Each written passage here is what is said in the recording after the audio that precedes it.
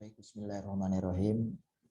Assalamualaikum warahmatullahi ta'ala wabarakatuh. Alhamdulillahirrabbilalamin. Wassalatu wassalamu ala asrafil anbiya'i wal mursalin. Wa ala alihi wa sahbihi ajmain. Amma ba'd. Raditu billahi rabba wa bil islami dina wa bi muhammadin nabiyya wa rasulah. A'udzubillahi minasyaitonirrajim. Rabbi shrah li sadri wa yassir li amri wa hlul 'uqdatam min lisani yafqahu qawli. Birahmatika ya arhamar rahimin. Teman-teman semuanya yang berbahagia dimanapun berada saat ini, mudah-mudahan teman-teman semuanya dalam keadaan sehat walafiat, dimudahkan dan dilancarkan setiap urusannya oleh Allah Subhanahu wa taala, Tuhan yang Maha Esa. Teman-teman semuanya, hari ini kita masuk kepada pertemuan sesi keempat secara LMS. Adapun secara muatan praktikumnya, kita masuk kepada praktikum audit kedua. Kita mulai melakukan audit untuk saat ini. Untuk sesi ini, kita mulai dengan pembahasan berkaitan dengan praktikum siklus penjualan dan penagihan piutang usaha. Teman-teman semuanya, setelah kemarin kita menyusun proposal, menyusun perencanaan audit, maka saat ini ialah kita mulai masuk kepada prosedur analis. Kita mulai masuk kepada fokus audit. Fokus audit kita untuk yang pertama ialah kita akan menelaah, menganalisis, dan memeriksa berkaitan dengan siklus penjualan dan penagihan piutang usaha. Asumsikan di sini teman-teman dan kita semua sebagai auditornya, ya, sebagai auditornya yang akan memeriksa siklus penjualan dan penagihan piutang usaha PT Sublus. Sebelum memulai perkuliahan hari ini, saya coba ingin memulai dengan sebuah inspirasi. Nah, ini teman-teman mungkin yang pernah menonton, yang pernah menyimak drakor serial Netflix Squid Game, pasti paham alur ceritanya. Di mana dalam serial film ini ya, ada beberapa poin-poin mungkin yang bisa kita tarik sebagai pembelajaran, sebagai nilai motivasi untuk kita. Yang pertama ialah kalau teman-teman menyaksikan dalam film ini, itu syarat akan nilai ujian dan tantangan hidup. Di mana dalam film ini diceritakan berkumpulnya orang-orang dengan latar belakang yang berbeda-beda, dengan permasalahan juga yang berbeda-beda. Nah, pada intinya setiap mereka memiliki ujian dan tantangan hidup tersendiri. Nah, ini bisa kita ambil sebagai hikmah bahwa kita pun yang ada di ruangan ini, kita yang berada di kelas ini, kita teman-teman yang berada dalam satu kelas tentu memiliki ujian dan tantangan hidup yang berbeda-beda, betul. Memiliki latar keluarga, latar belakang, masalah dan lainnya yang tentunya berbeda-beda. Nah, pada intinya poinnya bahwa setiap manusia ada di dunia ini tidak terlepas dari ujian dan tantangan hidup. Oleh karena itu, mudah-mudahan teman-teman semuanya di semester 7 ini tetap semangat, ya, tetap dijaga kekompakannya, tetap dijaga nilai-nilai perjuangannya untuk mencapai tujuan dan cita-cita. Selanjutnya, selain ada ujian dan tantangan hidup, dalam permainan ini jelas poinnya nama juga Squid Game, permainan, penuh dengan permainan. Penuh dengan permainan dan setiap permainan memiliki cara tersendiri untuk mengatasinya. Dan memiliki nilai pembelajaran yang berbeda-beda juga. Begitupun sama dengan kehidupan kita. Hakikatnya kehidupan kita juga tak lepas dari permainan. Tidak terlepas dan tidak bisa dihindarkan dengan adanya permainan-permainan. Permainan kehidupan. Yang setiap permainan itu pasti akan menguji kita. Seberapa kuat kita, seberapa tangguh kita dalam menghadapi permainan tersebut. Nah, di sini, permainan di sini intinya ialah bahwa kita, khususnya dalam dunia perkuliahan, setelah 1 semester, 2 semester, tidak kerasa teman-teman berada di permainan terakhir. Permainan semester 7, itu ada skripsi. Setelah permainan sebelumnya ada mata kuliah, ada praktikum, terus ada KKN, KKL, dan lain-lainnya. Sekarang teman-teman masuk kepada permainan terakhir.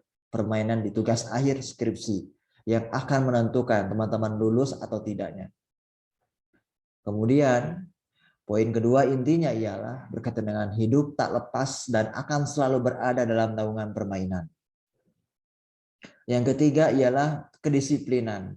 Seberapa kuat ujian dan tantangan hidup, seberapa sulitnya permainan jika kita lakukan dengan penuh kedisiplinan, itu pasti akan terlaksana. Itu pasti akan terlewati. Oleh karena itu, disiplin dalam perkuliahan, disiplin dalam aspek-aspek yang lainnya itu sangatlah dibutuhkan. Kemudian, selanjutnya ialah kemampuan untuk survival. Nah, ini juga penting. Kemampuan untuk bisa bertahan, kemampuan untuk bisa berjuang, untuk bisa mengakhiri. Nah, ini sangat penting. Teman-teman sedang diuji untuk survive dalam segala medan, sehingga sampailah di semester 7. Dan semester 7 ini bukan akhir dari segalanya, tapi melainkan masih ada lagi ujian yang benar-benar sangat menentukan teman-teman lulus atau tidak. Oleh karena itu, kemampuan survival, bertahan dalam segala kondisi itu sangat penting. Adversity, gitu kan. Kemampuan untuk berjuang, bertahan dalam menghadapi setiap permasalahan, khususnya dalam perkuliahan. Kemudian pasti ada pengambilan keputusan. Di sini juga penting. Dalam jam tersebut juga decision maker sangat penting. Teman-teman sebagai mahasiswa tingkat akhir tentu harus sudah bisa mengambil keputusan apa yang terbaik. Ketika ada cobaan, ujian yang datang melanda, kira-kira langkah konkret apa yang teman-teman ambil sebagai nilai pengambil keputusan. Nah, setelah semua itu dilalui, ada ujian, ada permainan, ada nilai etos kedisiplinan, kemampuan untuk survive, kemampuan dalam pengambilan keputusan dan lainnya, maka setelah itu dilewati, setelah itu dilakukan, baru teman-teman bisa menghadapi dan menggapai tujuan dan cita-cita. Nah, di sini kita bisa mengambil bahwa untuk mencapai tujuan dan cita-cita tentu harus dilakukan dengan banyak sekali kesulitan, dengan banyak sekali permainan-permainan yang harus kita lewati. Tapi insya Allah dengan keyakinan, doa, ikhtiar, kerja keras, dan ridho orang-orang terbaik sekitar kita, insya Allah semoga kita bisa mampu mencapai tujuan dan cita-cita kita. Itu di antara gambaran inspirasi untuk hari ini. Kemudian kita mulai masuk ke dalam sesi perkuliahan. Pada sesi ini, peserta course atau mahasiswa mulai melakukan pemeriksaan akuntan atau audit yang dimulai pada siklus penjualan dan penagihan piutang. Di mana pada sesi ini diharapkan para mahasiswa mampu memahami kasus dan instruksi dengan mampu melakukan langkah penyelesaian atas problem pada kasus ini melalui tahapan prosedur audit. Tujuan pada sesi ini ialah mahasiswa mampu memahami audit siklus penjualan dan penagihan piutang usaha, serta bagaimana melakukan uji pengendalian dan uji substantif atas transaksi tersebut. Overall, secara keseluruhan, pada sesi ini teman-teman mulai melakukan langkah-langkah prosedur audit ya berkaitan dengan siklus penjualan dan penagihan piutang. Nah, kemudian kita ketahui bahwa pendapatan atau hasil dari penjualan merupakan tolak ukur dari volume aktivitas. Oleh karenanya, siklus ini merupakan siklus yang rentan akan terjadinya fraud atau kecurangan. Pengendalian internal dalam siklus ini memainkan peranan yang sangat penting pada perusahaan. Kita ingat kasus Garuda Airlines ketika terjadi kecurangan, ya ketika terjadi manipulatif laporan keuangan. Maka komponen yang disetting ialah komponen berkaitan pengakuan atas laba atau pendapatan. Maka dari sini kita bisa mengambil pelajaran, titik poinnya bahwa komponen pendapatan itu merupakan tolak ukur aktivitas perusahaan. Baik atau tidaknya perusahaan juga tergantung dinilai dari seberapa besar tingkat pendapatan yang diterima atau seberapa besar penjualan yang dihasilkan. Itu kan. Dan itu akan mempengaruhi pendapatan dan biaya-biaya dan lain-lainnya. Oleh karena itu di awal kami ingin menyampaikan bahwa pendapatan atau hasil penjualan merupakan tolak ukur dari volume aktivitas. Kemudian kompetensi yang hendak dituju pada sesi ini ialah mahasiswa mampu memahami audit siklus penjualan dan penagihan piutang usaha, serta bagaimana melakukan uji pengendalian dan uji substantif atas transaksi. Kita mulai dari pengantar siklus penjualan dan penagihan piutang usaha. Di sini harapannya teman-teman sebelum melakukan praktik, sebelum melakukan analisis, teman-teman terlebih dahulu memahami apa itu siklus penjualan dan penagihan piutang usaha. Siklus penjualan dan penagihan piutang usaha merupakan kategori siklus pendapatan dalam perusahaan dagang. Siklus pendapatan dalam suatu perusahaan terdiri atas kegiatan pertukaran barang dan jasa dengan pelanggan yang berkaitan dengan penerimaan pendapatan dalam bentuk kas. Kemudian, pendapatan merupakan tolak ukur volume aktivitas. Biasanya memiliki volume transaksi yang tinggi, di mana total pendapatan sangat penting bagi laporan keuangan. Sehingga pendapatan sering digunakan dalam menentukan tingkat materialitas atas penugasan secara keseluruhan.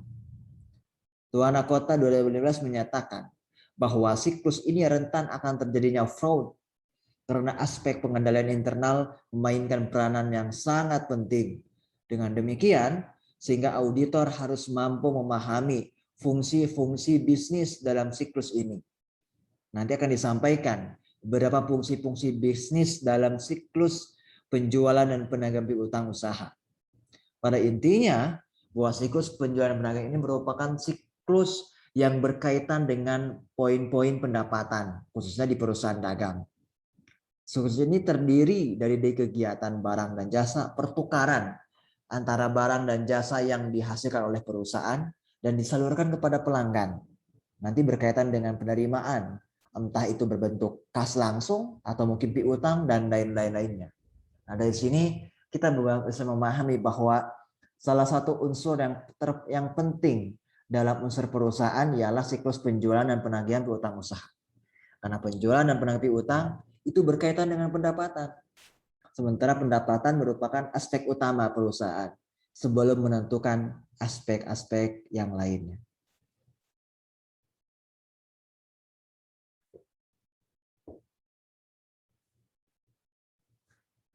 Berikut adalah fungsi bisnis siklus penjualan dan penagihan piutang usaha. Dari gambar ini kita bisa simak bahwa alur siklusnya pertama ada barang yang dikirim, kemudian ada penerimaan uang, ada penerimaan bukti transaksi, ada pencatatan atas transaksi, dan ada tindak lanjut lebih dalam, ada progres lebih dalam berkaitan dengan hasil ataupun penjualan tersebut.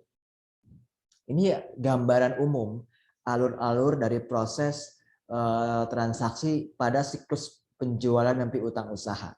Mungkin teman-teman bisa menyesuaikan dengan kondisi yang ada di lapangan, kondisi yang ada di perusahaan teman-teman bekerja. Di antara beberapa alur siklus penjualan dan piutang usaha di antaranya ialah pertama pemrosesan pesanan pelanggan, kemudian pemberian kredit, pengiriman barang, penagihan pelanggan dan pencatatan penjualan, memproses dan mencatat penerimaan kas, pemrosesan dan pencatatan retun penjualan dan pengurangan harga, penghapus piutang tak tertagih, dan pembebasan piutang tak tertagih. Ini diantara beberapa alur atau perjalanan dari siklus penjualan piutang usaha. Dari mulai proses pesanan sampai menghapus piutang yang kemungkinan tidak akan tertagih. Insya Allah ini semua sudah dipahami oleh teman-teman semua. Nah, sekarang kita mulai masuk beberapa ikhtisar pengelompokan dari dokumen-dokumen fungsi-fungsi bisnis pada siklus penjualan dan penagihan piutang.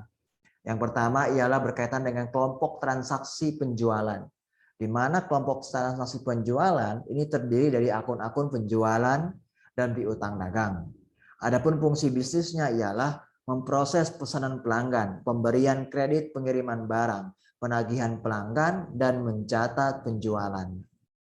Dokumen-dokumen dan catatan-catatan yang diperlukan pada kelompok transaksi ini diantaranya permintaan pelanggan, pesanan penjualan, pesanan pelanggan atau pesanan penjualan, dokumen pengiriman, faktur penjualan, arsip transaksi penjualan, jurnal dan daftar penjualan, jurnal atau daftar penjualan, arsip utang piutang dagang, neraca saldo, dan laporan penagihan bulanan. Itu diantara beberapa dokumen-dokumen atau arsip-arsip catatan yang berkaitan dengan kelompok transaksi penjualan. Yang kedua ialah berkaitan dengan penerimaan kas. Ya, akun-akun biasanya yang terkait dengan ini pertama pasti ketika diterima secara cash, maksudnya cash di bank ya, atau pendapatan kas ya. Kemudian ketika secara kredit pasti larinya ke piutang dagang. Ya. Adapun fungsi bisnisnya ialah ada pemrosesan dan pencatatan penerimaan kas. Dokumen-dokumen ataupun catatan-catatan yang berkaitan dengan kelompok transaksi ini diantaranya ada slip pembayaran, daftar awal penerimaan kas, arsip transaksi penerimaan kas, jurnal atau daftar penerimaan kas. Kemudian ikhtisar selanjutnya ialah kelompok berkaitan dengan return penjualan dan pengurangan harga atau diskon. Akunnya ialah adanya return penjualan dan pengurangan harga piutang dagang. Fungsi bisnisnya berkaitan dengan pemrosesan dan pencatatan return penjualan dan pengurangan harga. Maka dokumen yang terkait poin ini ialah ada memo kredit, jurnal retur, penjualan, dan pengurangan harga.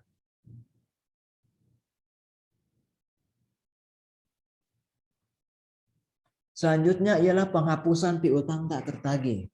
Ini berkaitan piutang dagang dan penyelesaian piutang tak tertagih. Fungsi bisnisnya ialah penghapusan piutang tak tertagih.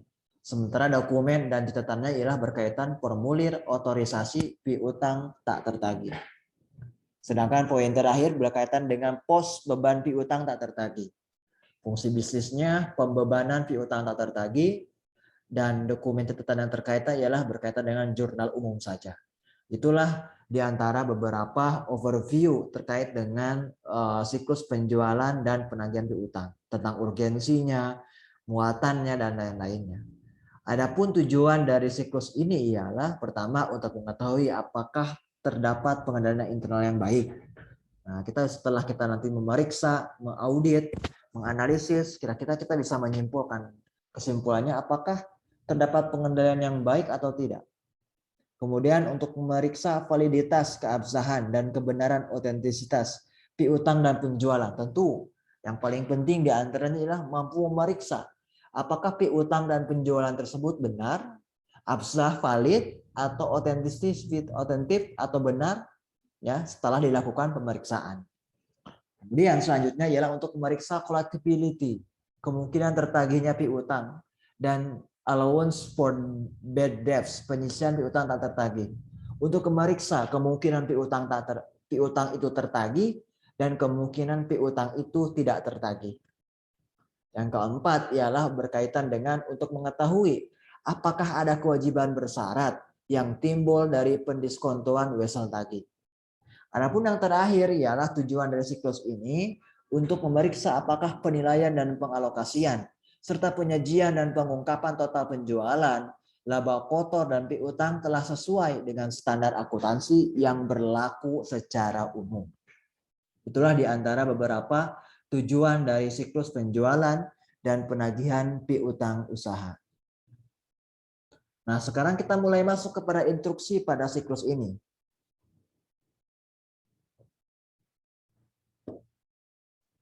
Teman-teman perhatikan bahwa yang pertama di sini teman-teman diminta untuk belajar dan pahami ICQ. Ya, internal control question. Kemudian jawablah daftar kuesionernya. Yang kedua, ia lakukan prosedur audit siklus ini dengan tepat atas penilaian kasus sebagai berikut. Pertama, lakukan pemeriksaan pada daftar konfirmasi piutang, list of confirm. Apakah terdapat perbedaan atau tidak? Jika ya, lakukanlah pencatatan atasnya. Teman-teman bisa cek di halaman 25 buku 2. Kemudian, lakukan pemeriksaan atas daftar saldo piutang.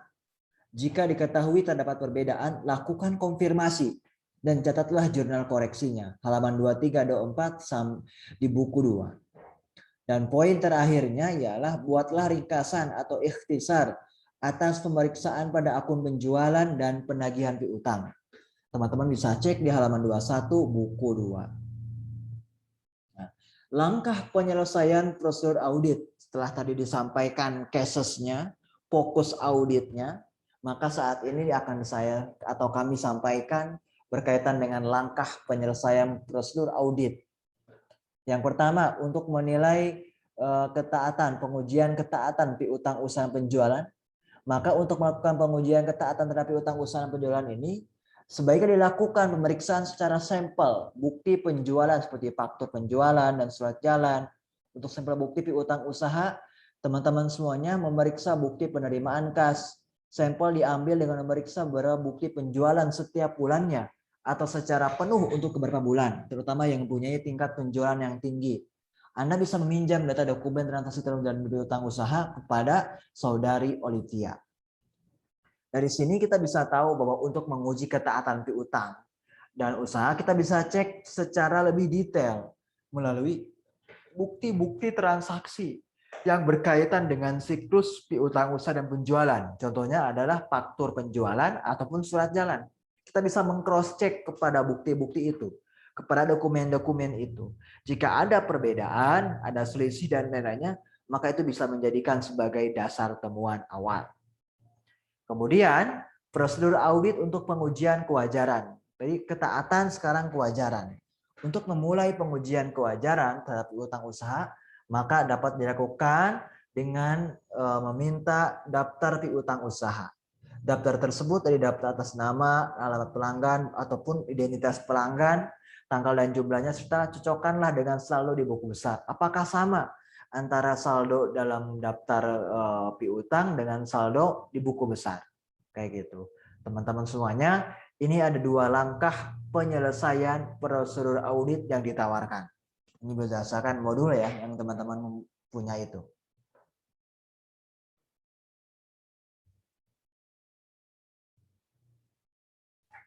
Kemudian kita mulai masuk kepada langkah penyelesaian prosedur analis. Yang pertama ialah bagian berkaitan dengan pengisian kuesioner IQC. Ya, sebagaimana telah disampaikan, beberapa siklus ke depan, maka itu diawali dengan adanya pengisian kuesioner.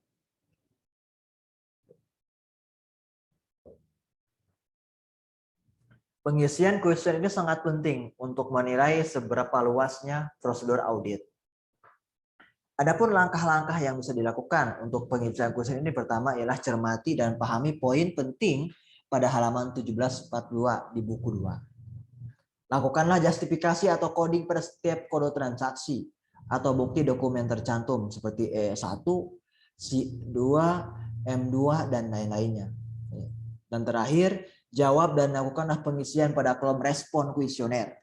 Tandai dengan simbol checklist atau dengan menyertakan bukti dokumen untuk setiap jawaban yang sesuai. Misalkan EE1, M2, dan lain-lainnya. Jika tidak terdapat jawaban yang sesuai dengan pernyataan IQC, lakukanlah pengisian dengan memberikan tanda minus pada setiap butir pertanyaannya. Nah, contohnya ialah simulasi penyelesaiannya seperti ini. Di sini adalah beberapa kutipan-kutipan berkaitan dengan prosedur audit pada siklus penjualan dan penagihan piutang. Ada 3 sampai 4 pertanyaan di sini yang sudah diberikan tanda checklist 2 dan tanda dokumen tersebut. Ini menandakan bahwa apa yang pernyataan yang terkandung dalam konteks pertanyaan piutang usaha ini ada yang sesuai, ada yang terdapat, dan ada juga yang tidak terdapat.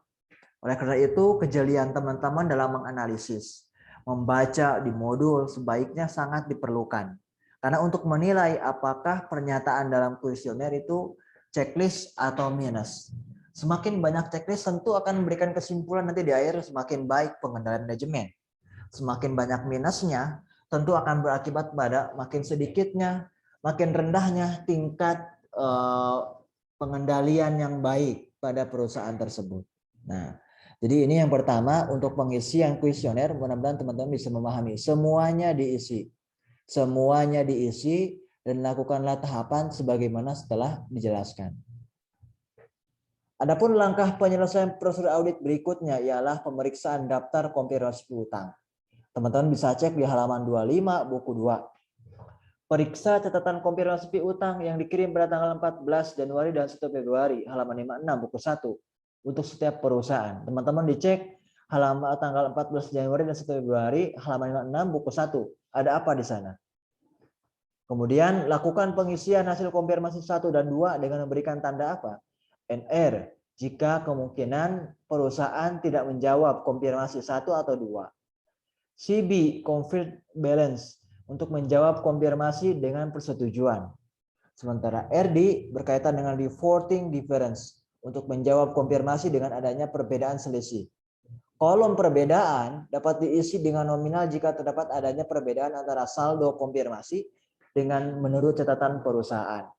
Sementara pos penerimaan setelah tanggal pengurusi dapat diketahui dari buku halaman 57 buku 1. Mudah-mudahan teman-teman bisa melaksanakan poin di halaman 25 ini. Contohnya ini saya sampaikan. Pertama ini contoh untuk draftnya ya. Ada nama perusahaan, nama klien, alamat, jumlah per klien ini tinggal diisi. Nah tadi terkait hasil konfirmasi di halaman 56 tadi. Di soal halaman 56 buku 1, apakah dia menerima atau tidak? Kalau dia menolak tanpa ada jawaban maka NR. Kalau menolak dengan perubahan maka RD misalkan. Masukkan nominal-nominalnya. Nah, untuk kolom penerimaan setelah tanggal neraca ini berdasarkan data di halaman 57 buku 1. Di situ ada ya list-list perusahaan yang menyerahkan bukti transaksinya. Kalian teman-teman semuanya simpan di bagian kanan. Bagian kanan. Kemudian pemeriksaan daftar saldo piutang. Setelah tadi kita memeriksa daftar konfirmasi utang, saat ini kita akan berkaitan dengan pemeriksaan daftar saldo piutang. Periksa langkah-langkahnya ialah pertama, periksa daftar ikhtisar piutang pada tanggal 31 Desember 2018. Halaman 52-56. Apakah saldo tersebut piutang dengan nilai konfirmasi sama? Jika tidak, lakukanlah pencatatan yang diperlukan. Kemudian, analisis kasus dan catat jurnal perubahan yang mempengaruhi saldo piutang yang disebabkan adanya perbedaan atas penyusunan yang terjadi. Berdasarkan hasil pemeriksaan posting dan catatan konfirmasi piutang sebelumnya. Dan terakhir, lakukanlah pencatatan jurnal yang diperlukan berdasarkan catatan pemeriksaan hasil temuan saudara pada halaman 24. Nah, ini contohnya. Contohnya dikatakan bahwa ada kasus ya berkaitan dengan PT Krakatau di mana penjualan tanggal 28 Desembernya senilai 11.000 itu telah disahkan pada PSG nomor 23. Artinya telah tercatat 2 kali. Maka langkah kita ialah sebagai penemuan pertama kita mencatat ya penjualan pada PPN pada piutangnya sebesar 11 juta.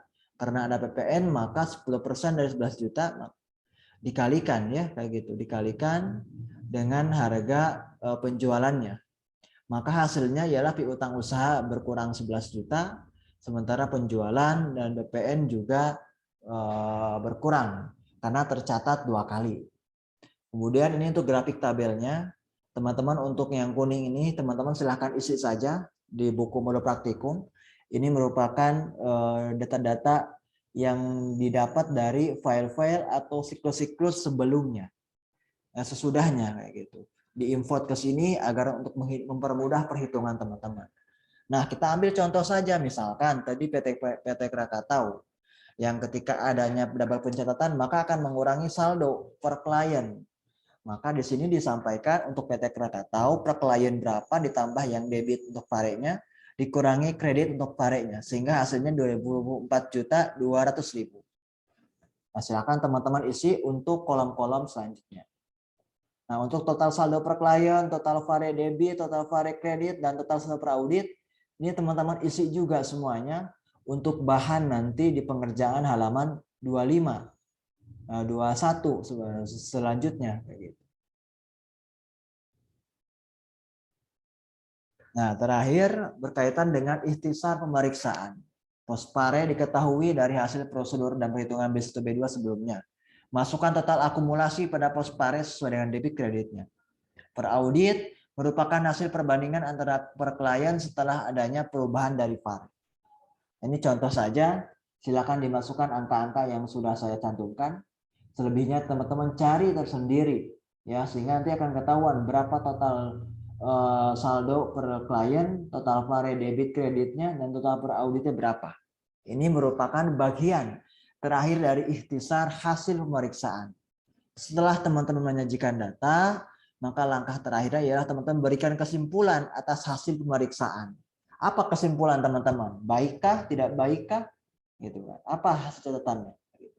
Termasuk tadi yang di halaman 25, maka catatan jurnalnya ada di halaman 24. Kayak gitu.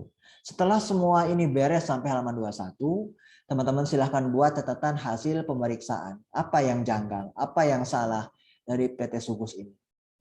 Mudah-mudahan perkuliahan kita pada pagi hari ini, pada sore hari ini berjalan khidmat dan bisa diambil hikmah serta pelajaran. Tetap semangat teman-teman semuanya.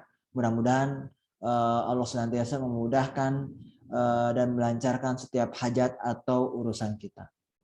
Demikian yang dapat disampaikan. Silahkan nanti tolong dikasih kolom komentar untuk bukti kehadiran teman-teman semuanya. Mudah-mudahan pekan ke depan dan selanjutnya kita bisa ketemu kembali dalam mata kuliah praktikum audit. Demikian yang dapat disampaikan. Jika ada pertanyaan boleh disampaikan via Komti atau chat juga di kolom komentar. Terima kasih. Wassalamualaikum warahmatullahi taala wabarakatuh.